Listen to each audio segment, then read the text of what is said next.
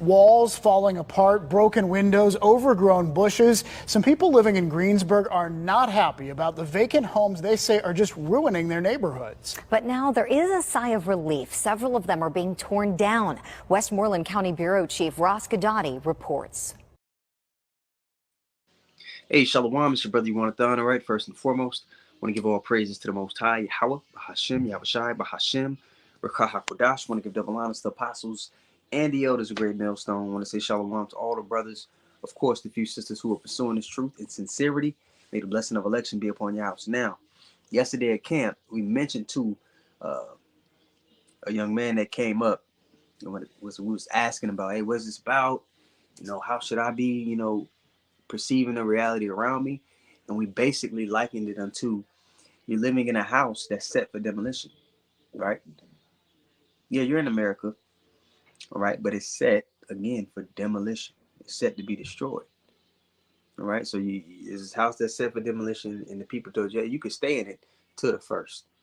Okay, so you got a couple weeks, you can stay in it till the first, but on the first we turn it down. You're gonna use that place while you can, right? You're gonna use it for shelter. You're gonna do what you can with it while it's there, but you're not invested in that place. You're not mentally, tied to it, so to speak. Okay, you're not gonna go and start spending your paycheck to do renovations and things like that when it's set for demolition. All right, that's America, and that's how you should approach it. So let me read this really quick. And we brought up to him, Matthew the 6th chapter, keeping your eyes single. 2 Peter 3:9 through 13. Right, seek new heavens and a new earth wherein dwelleth righteousness. What manner of conversation are, knowing this place is temporary, what manner of conversations are you to have, basically, so to speak. But let's read this Philippians 1 and 27. It says, only let your conversation, all right, your walk, your conduct,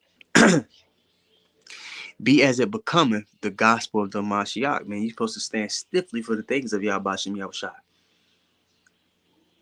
regardless of what's going on.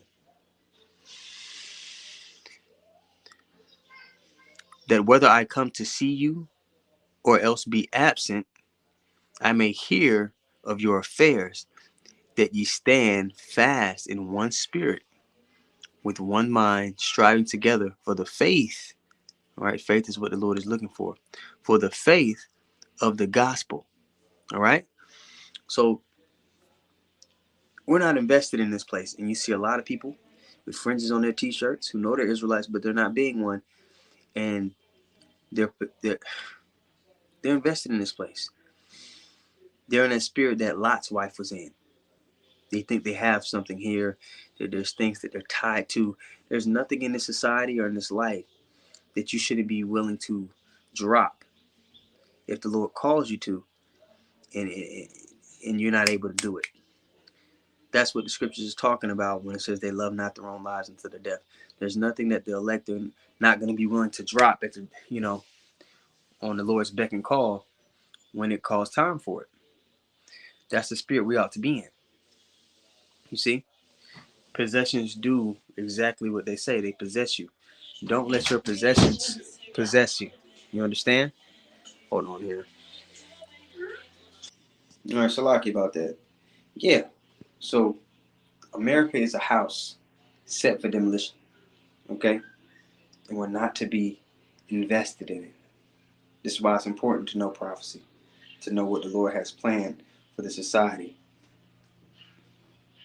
Because if you don't, man, you can get caught up letting the things that you think you have here possess you and hindering you from receiving salvation. And at the end of the day, salvation is allotted to who was written allotted.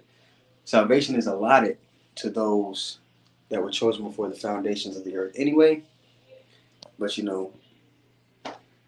we're running the race to win. That's the spirit that we need to be in. We don't need to be invested in this place. If you find yourself being tugged and pulled by things in this life, choked away with the cares of this life, pray. Pray that the Lord puts you in the right frame of mind, that He gives you the strength to walk uprightly and be concerned with the things you ought to be concerned with, which is forwarding his will in the earth, with the kingdom, with righteousness. Okay? Like it says in Zephaniah 2 and 3, seek righteousness and seek meekness so that you may be hid in the day of the Lord's anger. So with that being said, man, just a quick one. It was on my mind. I said I'd just reiterate that point from camp last night. And hopefully it finds someone well.